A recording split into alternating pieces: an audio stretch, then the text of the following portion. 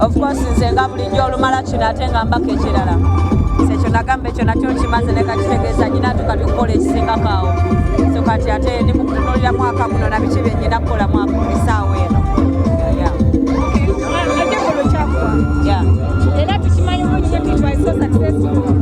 Ebintu ebigambo ebyatambula bakubye ekikulu alinga agamba nti agenda va mu music bikikosa kikyotegeeza nti genda va mu music ati wakikuba ekirooto kyo kiringa ekyali ekirooto kyali kirooto kyange naye nyina ebirooto ebirala bingi so nkyali mu music.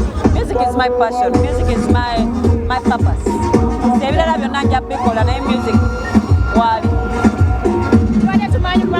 wategeka show era twale tukusuubira wano sinze nategeka show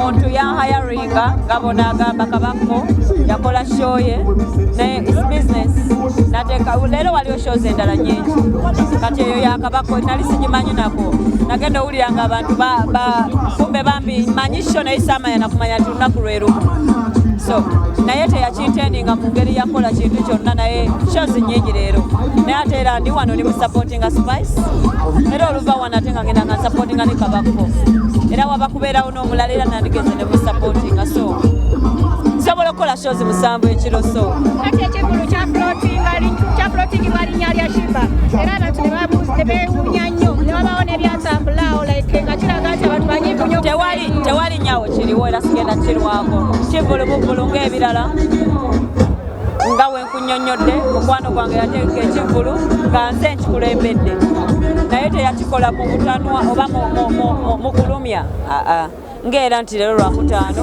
ebintu bingi ebigenda mu maaso leero fenna tuzze wano supportinga Spice Diana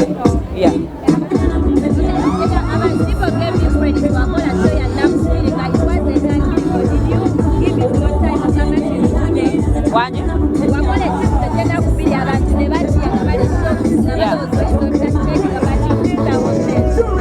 I practiced for almost 5 months, actually 6. So yeah. Ebbanga eriwerako ya. Yes. So kinaddako ekyabeesya tusuubire ennaku 3 ba weeki. Mukama yasinga okumanya. Mukama yasinga okumanya. Naye leero tuli wano si ku lwange. Leero lunaku lwa Spice. Atumusabira afune naye kyayagala anyumirwe naffe tunyumirwe. Yali successful. Shiba yakolamu ki mu ssente? Ebyo byange. Ebyo byange. Ebyo byange. Abakyala mwesisa byamera kozi mu balwali yajuza kwenda kubiro juza Spice Diana juza. You're needing the industry. Nabagamba the future is female.